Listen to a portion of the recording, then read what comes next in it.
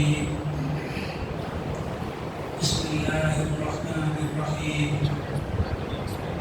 حميم تنزيل الكتاب من الله العزيز العليم غافر الذنب وقابل التوب شديد العقاب ذي الطول لا إله إلا هو إليه المصير ما يجادل في آيات الله إلا الذين كفروا فلا يغررك تقلبهم في البلاد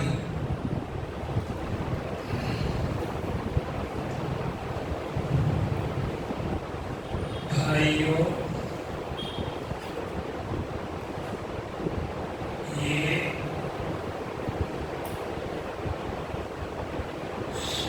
سورۃ المومن کی ابتدائی آیتیں ہیں۔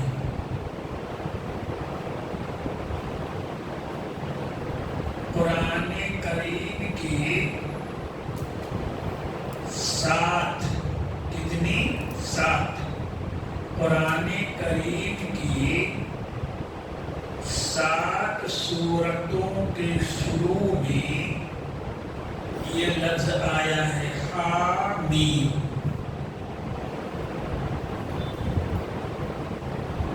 سورہ مومن کے شروع میں، سورہ مومن تو یہی ہے،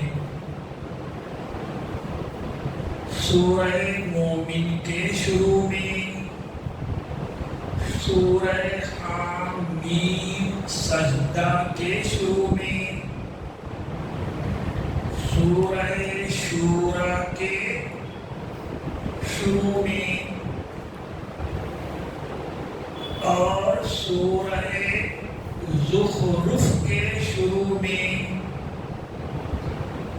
اور سورۃ الدخان میں سورۃ الجاثیہ میں اور سورۃ الاحقاف میں۔ یہ 7 سورتیں ایسی ہیں کہ ان کے شروع میں حامیم کا لفظ اور کلمہ آیا ہے، اور یہ 7 سورتیں لگاتار ہیں۔ اس میں 2 سورتیں سورۃ المومن اور سورۃ حامیم سجدہ، یہ تو 24ویں پارے میں ہیں، اور 4 سورتیں سورۃ الشورا، سورہ زخرف، سورہ دخان اور سورۃ الجاثیہ، یہ 4 سورتیں 25ویں پارہ میں ہیں۔ ایک سورۃ الاحقاف، یہ 26ویں پارے کے شروع میں ہے۔ یہ 7 سورتیں 24ویں پارے کے رکوع سے شروع ہوتی ہیں اور 26ویں پارے کے رکوع پہ جا کے پورا ہو جاتی ہیں۔ کل 2 پارہ میں ہیں۔ اس کو ان 7 سورتوں کو صحابہ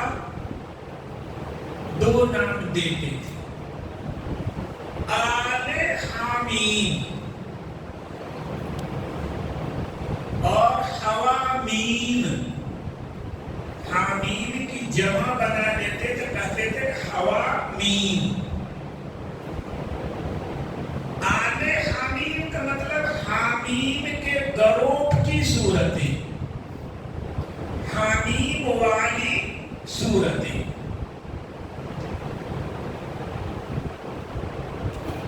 عبداللہ ابن مسعود رضی اللہ عنہ جب نبی اکرم صلی اللہ علیہ وسلم کے جلیل القدر صحابی ہیں،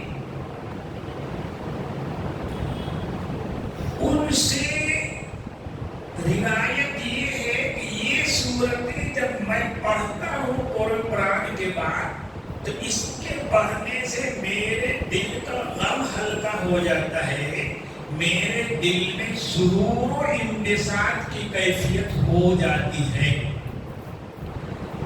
ایک بڑے اہل علم تابعی ہیں نثار ابن قدام، وہ کہتے ہیں کہ یہ ساتوں سورتوں کو عرائس القرآن کہا جاتا ہے.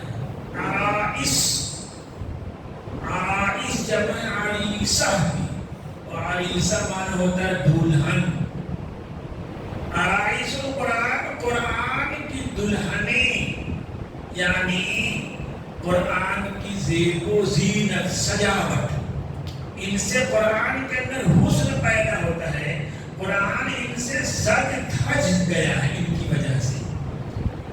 عبداللہ بن مسعود رضی اللہ عنہ سے روایت ہے کہ یہ حامیم والی صورتیں دیباج القرآنی، قرآن کا دیباج ہے. دیباج کسے کہتے ہیں؟ سادے کپڑے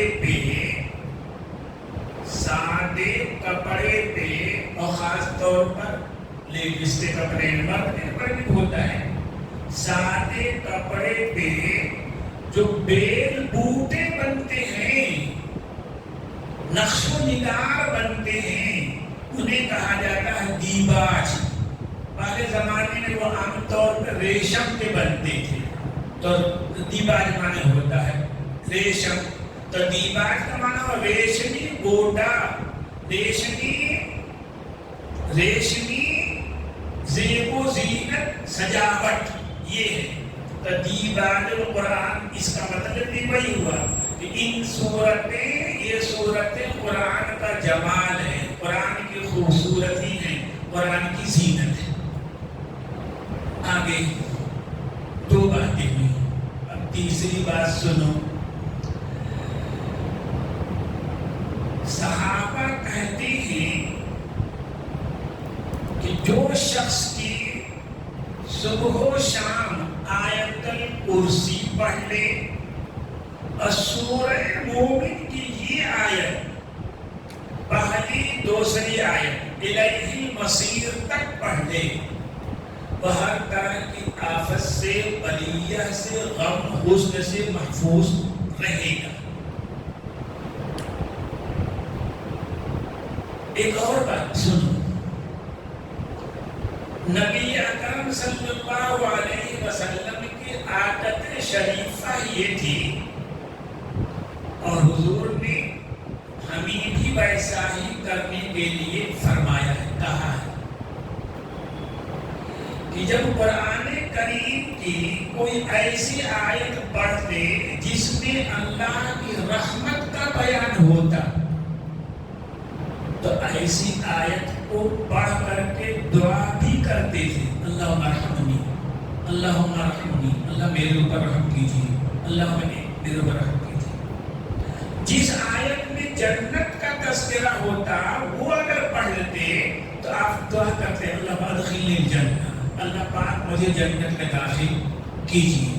جہنم کا اگر کسی آیت میں ذکر ہوتا تو آپ صلی اللہ علیہ وسلم فوراً اس کے پڑھنے کے بعد جہنم سے پناہ مانگتے تھے. یہ دو جگہ ہوتا تھا. قرآن ایک تو نماز کے باہر پڑھا جاتا ہے تلاوت اس کے لیے کہ رحمت کی آیت آ جائے اللہ کی رحمت کی دعا کرو، عذاب کی آیت آ جائے تو اللہ کے عذاب سے پناہ مانگو، جنت کا ذکر آ جائے تو جنت مانگو، جہنم کا ذکر آ جائے تو جہنم سے پناہ مانگو. اسی طرح نفل نماز اگر پڑھ رہا ہے اور نفل نماز میں یہ آیتیں آ جائیں تب بھی مستحب ہے کہ اس طرح کی دعا کر لیا کریں. ہاں فرض نماز کو جب وہ باجماعت ہوتی ہے اس میں اس طرح کی اجازت نہیں ہے، وہاں بس قرآن پڑھتا جائے، بیچ میں رک کر اپنی طرف سے کوئی دعا نہیں کرے گا فرض. اب سنو جو بتا رہا ہوں میں، جو کہنا ہے. ایک جلیل القدر تابعی ہیں، وہ اور مصعب ابن زبیر کچھ دن کے لیے کوفہ کے ذمہ دار بنے تھے. وہ کوفہ میں ٹہل رہے تھے، پھر ایک باغ ایک چہر دیواری آئی وہ اس میں چلے گئے، داخل ہو گئے۔ وہ تابعین کہتے ہیں کہ میں نے ارادہ کیا کہ چلو باغ میں آئے ہیں، یہ فضا اچھی ہے، اچھی خوشبودار ٹھنڈی ٹھنڈی ہوائیں آ رہی ہیں، چلو اس میں تفریح پڑھ لیں، 2 رکعت نماز پڑھ لیں۔ ہمارے اور بڑوں میں کتنے فرق ہے۔ ہم تو اسی جگہ تفریح کرنے جائیں گے تو موج مستی کے لیے جاتے ہیں نا۔ وہ جب باغ میں پہنچے تو دل میں آیا کہ اتنی ٹھنڈی ٹھنڈی بھیگی بھیگی خوشبودار ہوا آ رہی ہے، چلو نماز پڑھتے ہیں۔ تو دل میں آیا۔ انہوں نے نماز شروع کرنے کے پہلے اعوذ باللہ بسم اللہ کہہ کر یہی آیتیں پڑھی۔ نماز شروع کرنے کے پہلے حامیم تنزیل الکتاب من اللہ العزیز العلیم غافر الذنب وقابل التوب شدید العقاب ذی الطول، یہ آیتیں پڑھی۔ فرماتے ہیں ابھی میں یہ آیتیں پڑھ رہا تھا کہ میں نے دیکھا کہ یہ خوبصورت آدمی میرے سامنے آیا ہے، خوبصورت پیارا سا لباس پہن رکھا ہے۔ اس نے مجھے سکھلایا کہ جب تم غافر ذنبی، غافر ذنب کا معنی گناہوں کو بخشنے والا، گناہ کو بخشنے والا، چھپا دینے والا، پردے میں ڈال دینے والا، تو اس وقت دعا کر لیا کرو اللہم اغفر لی، اللہم اغفر لی، الہ العالمین مجھے بخش دیجیے۔ اور جب وہ قابل توبی پڑھو تو کہو اللہم اقبل توبتی، اللہ پاک میرا توبہ قبول کر لیجیے۔ اور جب تم شدید عقاب پڑھو تو فوراً دعا کرو اللہم لا تعاقبنی، اے اللہ پاک مجھے عذاب مت دیجیے گا، مجھ پہ رحم کیجیے گا، مجھے عذاب سے بچا لیجیے۔ اور جب ضد قولی پڑھو تو دعا کرو اللہم طل علی الخیر، الہ العالمین میرے لیے بھلائی کو بڑھا دیجیے، خیر کو بڑھا دیجیے۔ یہ دعا اس نے سکھائی اس آدمی نے۔ ظاہر حدیث میں بھی اس طرح کی بات بتائی میں نے کہ ہے کہ رحمت کی آیت آئے تو رحمت مانگو، مغفرت کی آیت آئے تو مغفرت مانگو، عذاب کی آیت آئے تو عذاب سے پناہ مانگو، جنت کی آیت آئے تو جنت مانگو، جہنم کی آیت تو جہنم سے پناہ مانگو۔ اس طرح کی بات حدیث میں بھی ہے۔ ابھی یہ تو بڑا نیک آدمی ہے، بڑا بزرگ آدمی ہے، فوراً پلٹے اور اس کو تلاش کرنے میں کدھر گیا کدھر گیا، لیکن باغ میں کہیں دکھائی نہیں دیا۔ باغ سے نکل کر لوگوں سے معلوم کرنے لگے کہ بھائی اس شکل صورت کا ایک آدمی تھا، وہ باغ سے نکل کر کدھر گیا؟ تو باغ کے آس پاس وہ جتنے لوگ تھے ان میں سے کس نے کہا کہ نہیں اس طرح کا تو کوئی آدمی دکھائی دیا نہیں۔ تو ان کو سمجھ میں آیا کہ یہ اللہ کا کوئی فرشتہ تھا جو ان آیتوں کو پڑھنے کا، تلاوت کرنے کا طریقہ ان کو بتلانے آیا تھا۔ یہ بات ہو گئی۔ آگے اب جو کہا وہ غور سے سنو۔ آیت ہے حامیم، اس کا تو کوئی معنی انسانوں کو معلوم نہیں ہے، ہم نہیں جانتے، کوئی بھی انسان نہیں جانتا، اللہ پاک جانتے ہیں یا اللہ کے رسول صلی اللہ علیہ وسلم کو بتلائے ہوگا تو وہ جانتے ہیں۔ ان کا معنی کوئی انسان کو معلوم نہیں ہے اور اس میں کھود پرید بھی کرنا نہیں چاہیے۔ آگے تنزیل الکتابی، یہ کتاب یعنی قرآن، یہ کتاب یعنی قرآن ایسی ذات کی طرف سے اتاری ہوئی ہے۔ یہ کتاب یعنی قرآن ایسی ذات کی طرف سے اتاری ہوئی ہے، نازل کی ہوئی ہے، بھیجی ہوئی ہے۔ ایسی ذات جو زبردست ہے، جو کیا مطلب ہوا؟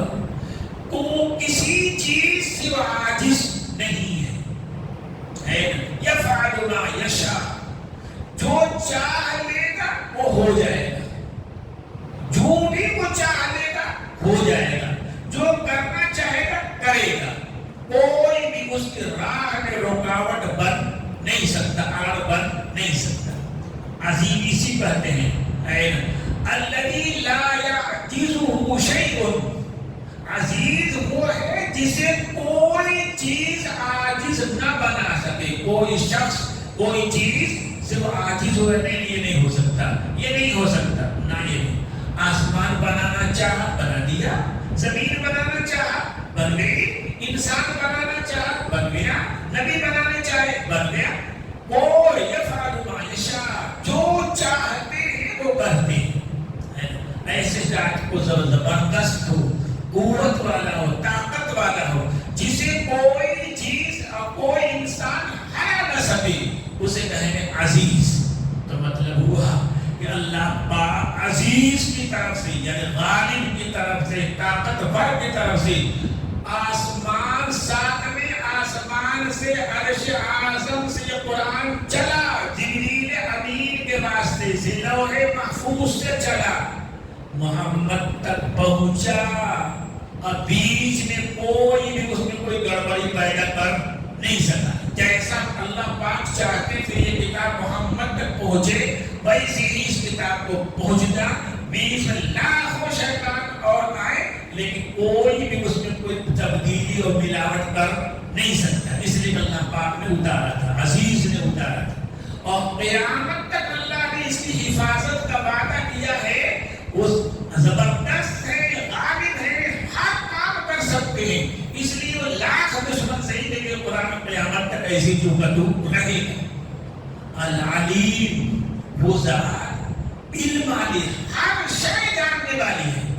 ہر شے جاننے والی کا مطلب کیا ہوا؟ کہ انسان کی بھلائیاں جن جن چیزوں میں تھیں، اللہ پاک ان سب کو جانتے ہیں، قرآن میں انہیں کرنے کا حکم دے دیا۔ اور انسان کی جس میں برائی تھی، نقصان تھا، گھاٹا تھا، اللہ پاک نے قرآن میں وہ سب چیزیں بیان کر دی ہیں کہ اس کو کرو گے تو گھاٹے میں رہو گے، نقصان میں رہو گے، جہنم میں جاؤ گے، تمہاری دنیا کی زندگی تباہ برباد ہو جائے گی، آخرت کی تباہ برباد ہو جائے گی، سب جانتے ہیں۔ تو اس قرآن میں اللہ پاک کے علم کے اعتبار سے حکم دیے گئے ہیں، قاعدے اور ضابطے بتائے گئے ہیں، اور وہ ہر چیز جانتے ہیں، اس لیے کوئی قاعدہ انفٹ نہیں ہے، کوئی حکم غیر مناسب نہیں ہے، سب بالکل مناسب ہے، انسان کے مناسب ہے۔ آگے اللہ فرماتے ہیں غافر الذنب، گناہوں کو مٹانے والے ہیں۔ ذنب مانے ہوتا ہے چھوٹے موٹے گناہ، ذنب کے مانے چھوٹے چھوٹے گناہ، گناہوں چھوٹے چھوٹے گناہوں کو مٹا دینے والے ہیں، پردہ ڈال دینے والے ہیں، ختم نامہ اعمال سے مٹا دینے والے ہیں۔ آخرت میں حساب کے دن اللہ پاک اسے ظاہر نہیں ہونے دیں گے، چھپا لیں گے، اپنی مغفرت میں چھپا لیں گے، اپنی رحمت میں چھپا لیں گے، کسی کو بھی اس کی خبر ہی ہونے نہیں دیں گے۔ غافر ذنب، چھوٹے چھوٹے گناہ۔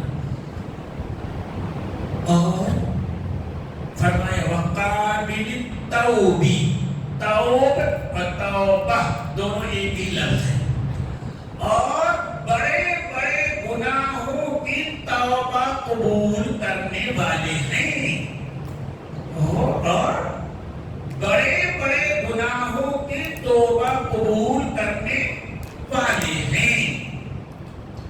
کیا مطلب سمجھیں؟ آپ سنے ہو گے ہر جگہ ہے نا کہ دو طرح گناہ ہوتے ہیں، ایک گناہ کبیرہ ہوتا ہے، ایک گناہ صغیرہ ہوتا ہے، ایک بڑا گناہ ہوتا ہے، اور ایک کیا ہوتا ہے چھوٹا گناہ ہوتا ہے۔ ایک بڑا گناہ ہوتا ہے اور ایک چھوٹا گناہ۔ بڑا گناہ کسے کہتے ہیں؟ بھائی گناہ جو بھی ہے وہ تو اللہ نے جو کہا ہے کرنے کے لیے ہم نے نہیں کیا، تب گناہ ہے۔ اللہ نے اس سے بچنے کے لیے کہا ہم نہیں بچے، یہ کیا ہے؟ گناہ ہے۔ اللہ کے رسول کے حکم کے خلاف ہو جائے اسی کا نام کیا ہے؟ گناہ ہے۔ تو سوچو نا، تو ہر گناہ بڑا ہے، سوچو اور سمجھو تو ہر گناہ بڑا ہی ہے۔ اللہ کے حکم ٹوٹا، اس سے بڑا گناہ کیا ہو سکتا ہے؟ لیکن اللہ پاک بڑے مہربان ہیں، بہت کرم والے ہیں، وہ ہر گناہ کو بڑا گناہ نہیں مانتے، ہر گناہ کو بڑا گناہ بنا کر کے کہہ کر کے اس کی بڑی سزا نہیں دیتے، ہے نا؟ بڑا گناہ چھوٹا گناہ کیا ہے اس کو سمجھو، یاد رکھو، یہ چیزیں سن کر کے بھول جانے کی نہیں ہے، یاد کرنے کی ہے۔ بڑا گناہ کسے کہیں گے؟ چھوٹا گناہ کسے کہیں گے؟ بڑا گناہ ہر وہ گناہ، کہو ہر وہ گناہ جس پر قرآن میں یا حدیث میں کوئی سزا آئی ہے، متعین سزا، ہاتھ کاٹ دو، 100 کوڑے لگا دو، اس طرح ہر وہ گناہ جس پر قرآن و حدیث میں لعنت آئی ہے یا اس پر کوئی حد یعنی سزا متعین کی ہے، دنیا کی سزا یا آخرت کی سزا دی، تو ہی ہر وہ گناہ جس پر قرآن و حدیث میں لعنت آئی ہے جس کے کرنے والے پہ، یا ہر وہ گناہ جس پہ دنیا یا آخرت کی کوئی سزا کوئی حد آئی ہے، 2، یا ایسا گناہ جس کا فساد، جس کا بگاڑ انہی 2 گناہوں کے برابر ہو یا بڑھ کر ہو، ہے نا؟ وہ گناہ بڑا گناہ ہے، کبیرہ گناہ ہے۔ مثلا کچھ گناتے ہیں، کسی انسان کو ناحق قتل کر دینا، ناحق قتل کرنا کیا؟ دیکھو، سزا دینے کا کام حکومت کا ہے، جنتا کا کام ایک دوسرے کو سزا دینے کا نہیں ہے۔ ناحق کیا؟ کہ جو انسان آپ کے ساتھ آپ کے ملک میں رہتا ہے، آپ کے دیش میں رہتا ہے، چاہے وہ مسلم ہو یا نان مسلم، اس کو قتل کر دینا یہ ہے قتل ناحق۔ اس نے کوئی اگر بڑا جرم کیا ہے، آپ کیس کرو، مقدمہ کرو، حکومت اس کو سزا دے گی، پولیس سزا دے گی، لست علیہم بمسیطر، تم کوئی پولیس مین بنا کر نہیں بنا بھیج دے، اس کا سزا ہے۔ تو بڑا گناہ کفر کے بعد، شرک کے بعد سب سے بڑا گناہ کیا ہے؟ قتل، انسان کا ناحق قتل۔ دوسرا گناہ ہے دوسرے کی بہو بیٹی کی عزت لوٹ لینا، جس کو زنا کہتے ہیں، زنا کہتے ہیں۔ اسی طرح سے بڑا گناہ ہے کسی مرد یا عورت، خواہ اپنی بیوی ہی کیوں نہ ہو، ہے پچھلی راہ میں صحبت کرنا، جس کو لواطت کہتے ہیں، بڑا گناہ ہے۔ کسی مرد کے ساتھ یہ کیا جائے تب بھی گناہ ہے، کسی عورت کے ساتھ کیا جائے تب بھی بڑا گناہ ہے، اپنی بیوی کے ساتھ کیا جائے تب بھی بڑا گناہ ہے۔ کیوں؟ حضور نے لعنت بھیجی ہے، ملعون من اتی امرأته فی دبرها، ایسا شخص ملعون ہے، رحمت خداوندی سے دور ہے، اس پر لعنت ہے جس نے اپنی بیوی کی پچھلی راہ میں غلط کام کیا۔ ایسے یہ گناہ کبیرہ ہے۔ اسی طرح سے جھوٹ بولنا بڑا گناہ ہے، غیبت کرنا بڑا گناہ ہے، چغلی کرنا بڑا گناہ ہے، اور فرض نمازیں چھوڑنا، رمضان میں ہو یا غیر رمضان میں، یہ بڑا گناہ ہے۔ سمجھ میں آئی بات؟ جس پر حد فرض ہے وہ حد چھوڑ دے، بڑا گناہ ہے۔ جس پر زکات فرض ہے وہ زکات ایک دم سے نہ دے، بڑا گناہ ہے۔ روزہ صحت مند گھر پہ رہنے والے انسان پہ فرض ہے، روزہ چھوڑ دینا بڑا گناہ ہے. تو جو چیزیں اللہ پاک نے ہمارے اوپر فرض کیا ہے، لازم کیا ہے، ان کو چھوڑ دینا بڑا گناہ ہے. اسی طریقے سے جن چیزوں کو پہ اللہ نے، اللہ کے رسول نے لعنت بھیجی ہے یا اس پر دنیا و آخرت میں کوئی سزا متعین کیا ہے، وہ بھی بڑا گناہ ہے. اور جن گناہوں کا وبال، فساد، بگاڑ ان جیسے گناہوں کے برابر یا بڑھ کر ہے، وہ بڑا گناہ ہے. اور اس کے علاوہ جتنے گناہ ہیں وہ سب چھوٹے چھوٹے گناہ ہیں. اب سمجھو طریقہ کیا ہے. طریقہ اللہ پاک کے دونوں لفظ غافل تنبی وقابل توبی ہے نا. کیا طریقہ اللہ پاک کا ہے؟ سورۃ النساء میں ایک آیت ہے، اور واللہ بہت کم لوگ یہ سمجھتے ہیں جو سمجھا رہا. تب مطلب یہ نہیں کہا نہیں، جو مولانا بڑے کھلتے ہیں وہ بھی بہت کم سمجھتے ہیں. اس کو سمجھ لو اچھی طرح سے. حدیثوں میں آتا ہے کہ فلاں کام کرے گا یہ گناہ بخش دیا مٹ جائے گا. مثلا حدیث میں آئے گا کہ ایک آدمی اگر فرض نماز پڑھنے کے لیے مسجد چلے، گھر سے وضو کر کے چلے، راستے میں ادھر ادھر بات چیت بھی نہ کرے، ڈائریکٹ نماز ہی کے لیے چلا آئے، تو اس کے ہر قدم پہ اس کے گناہ مٹتے ہیں، معاف ہوتے ہیں، ہے نا. اور ہر قدم پہ نیکی لکھی جاتی ہے. پڑھے وہ سب جانتے ہو. آدمی وضو کرتا ہے تو چہرہ دھلے گا تو چہرہ کا سارا گناہ دھل جائے گا، گر جائے گا. ہاتھ دھلے گا تو ہاتھ سے جتنے گناہ ہوئے ہیں سب جھڑ جائیں گے، گر جائیں. ایسی ہے نا. ایک نماز دوسرے نماز تک کے گناہوں کے لیے کفارہ ہے، مٹا دینے والی ہے. جانو یہ کون گناہ ہے؟ چھوٹے چھوٹے گناہ. کون گناہ؟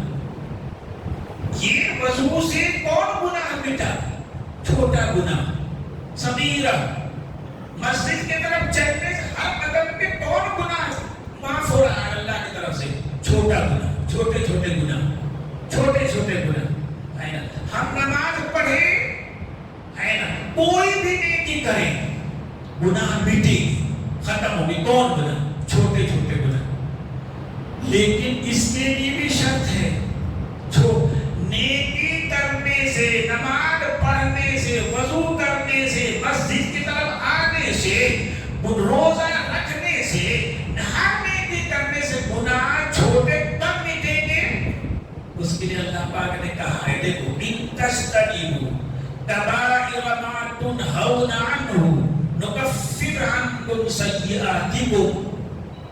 اے مسلمانوں، اگر تم بچو گے، اگر تم کیا کرو گے؟ بچو گے کس سے؟ کبائر ما تنہون، بڑے بڑے گناہوں سے. کس سے؟ بڑے بڑے گناہوں سے بچو گے. یعنی بڑے گناہ تم نے نہیں کیے یا کر لیا تو فوراً توبہ کر لیا، تب کیا ہوگا؟ نکفر عنکم سیئاتکم، ہم تمہارے چھوٹے چھوٹے گناہوں کو مٹا دیں گے، ختم کر دیں گے. وندخلکم مدخلا کریما، اور ہم تم کو عزت والی جگہ یعنی جنت تک پہنچا دیں گے. کیا سمجھے؟ چھوٹے چھوٹے گناہ کب معاف ہوں گے؟ کس کے معاف ہوں گے؟ جو بڑے بڑے گناہوں سے بچتا ہو، چھوٹے گناہ اس کے معاف ہوں گے بس. جو بڑے بڑے گناہ کرتا ہے، اب آ گیا رمضان میں شب قدر کا رات بھر جاگ دیا، دسیوں کو قتل کر رکھا ہے، چوری کر رکھا ہے، بدکاری کر رکھا ہے، توبہ بھی نہیں کیا اور شب قدر کا رات بھر جاگ رہا، کوئی سمجھے کہ جنتی ہو گئے تو بالکل غلط ہے. قرآن یہ نہیں کہتا، قرآن یہ نہیں کہتا، سنت یہ نہیں کہتی. اللہ بڑے بڑے گناہوں سے اس نے اپنے آپ کو دور رکھا ہے، بچا رکھا ہے، اور اگر ہو گئے ہیں تو فوراً کیا کر لے؟ توبہ کر لیا.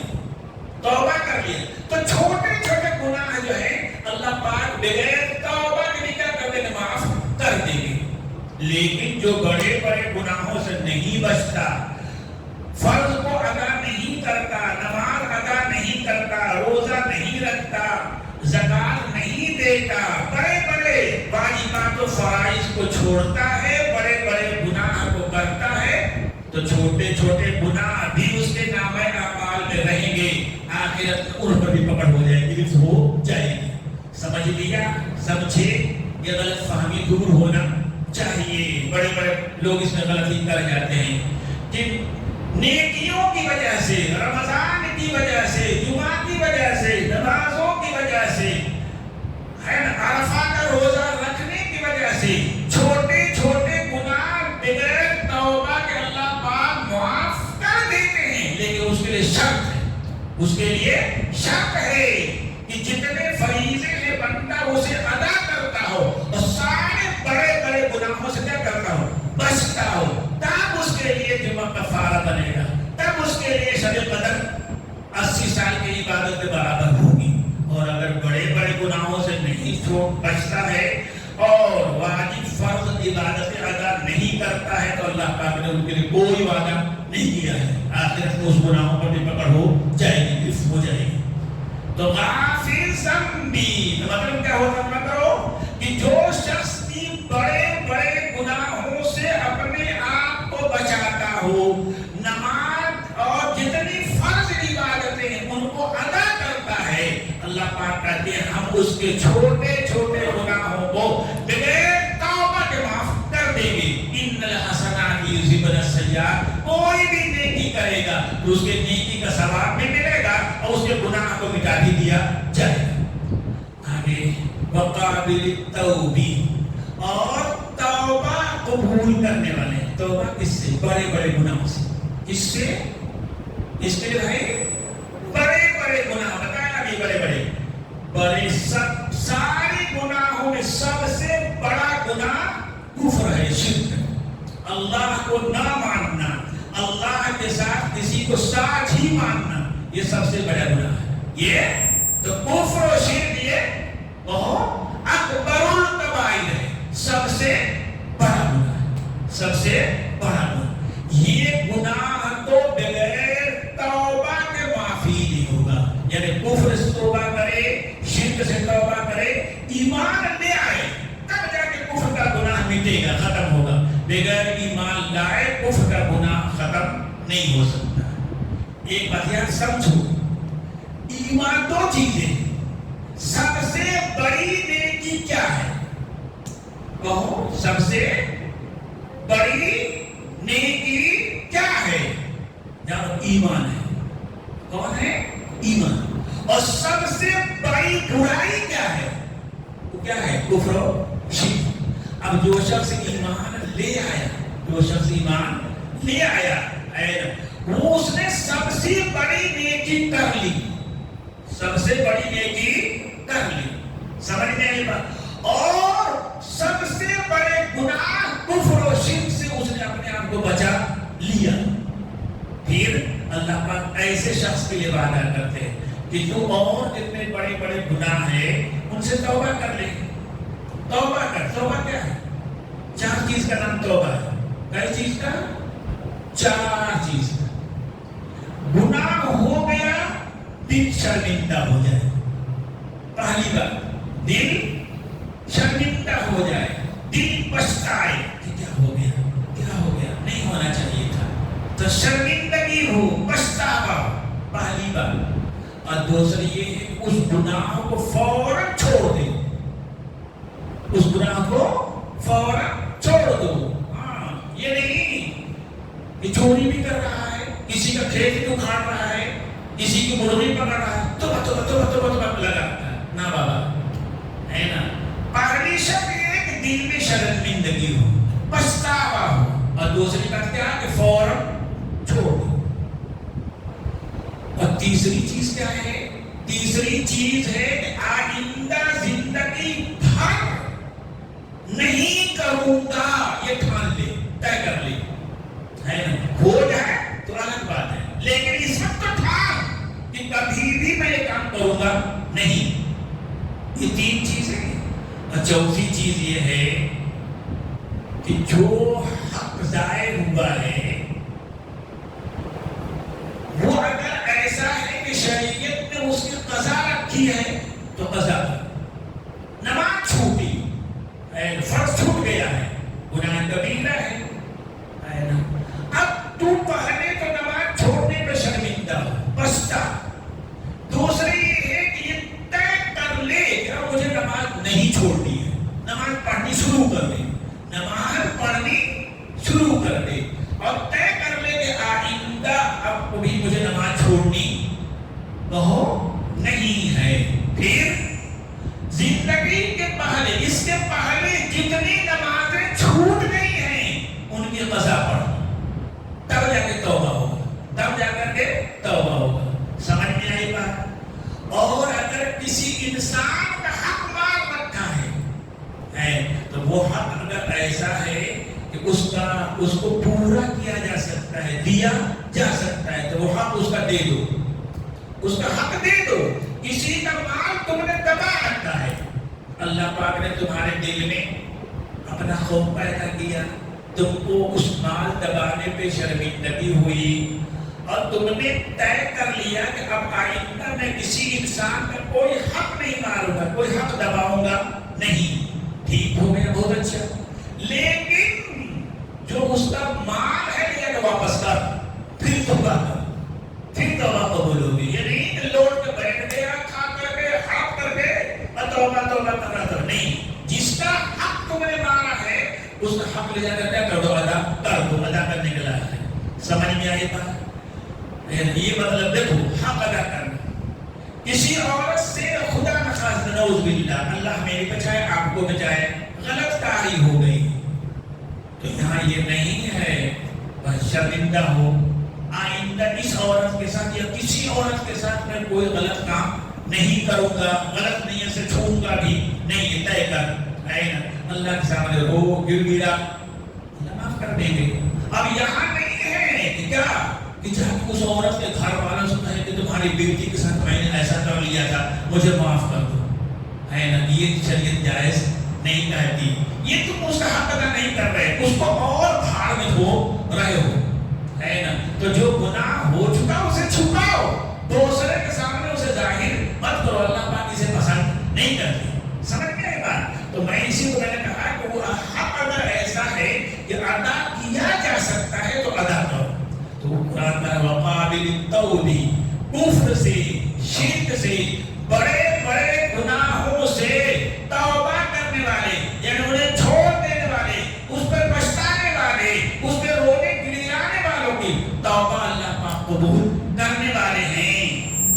اور جو بڑے بڑے گناہوں سے توبہ نہ کرے, شدید العقاب, اللہ پاک ان کو سخت سزا دینے والے بھی ہیں. دنیا میں بھی سزا دے سکتے ہیں, آخرت کی سزا تو طے ہی ہے. کفر کو, کافر کو اس کے کفر کی سزا آخرت میں ضرور ملے گی. زانی بدکار نے اگر دنیا میں توبہ نہیں کیا ہے تو آخرت میں سزا ملے گی, دنیا میں بھی مل سکتی ہے. شدید العقاب, سخت پکڑ کرنے والے, گرفت کرنے والے, ذو الطول, قدرت والے, طاقت والے, ان کا ہاتھ بہت لمبا ہے, کوئی اس سے باہر جا نہیں سکتا, کوئی بچ کر نکلنا چاہے نکل نہیں سکتا. لا الہ الا ہو, ان کی سوا کوئی معبود نہیں. وَإِلَيْهِ الْمَصِيرُ, وَإِلَيْهِ الْمَصِيرُ, اور سب کو اسی کے پاس جانا ہے, سب کو اسی کے پاس حاضر ہونا ہے, جانا ہے. تو زبردست ہے, تو وہاں حاضری سے کوئی بچنا چاہے بچ نہیں سکتا, اپنے کو کہیں چھپانا چاہے چھپا نہیں سکتا, وہ جاننے والے ہے نا. اسی طریقے سے اگر بڑے بڑے گناہوں سے دنیا میں نہیں بچا ہے تو یہ ڈرتا رہے کہ ہمارے چھوٹے چھوٹے گناہوں کو بھی گرفت ہو سکتی ہے. سمجھ میں آئے گا؟ یہ اللہ پاک کہہ رہے ہیں کہ بھائی جانا اسی کے پاس ہے, اسی کے پاس ہے, کسی اور کے پاس نہیں جانا ہے. وہ معبود ہے, وہ خدا ہے, وہ مالک ہے, جانا تو اسی کے پاس ہے. اس لیے تم چوکنا ہو کر کے زندگی گزارو, بڑے بڑے گناہوں سے بچو. اگر ہو جائیں تو فوراً توبہ کر لو, اللہ پاک توبہ قبول کرنے والے ہیں. چھوٹے چھوٹے گناہ اگر ہو گئے جانے انجانے میں اور تم بڑے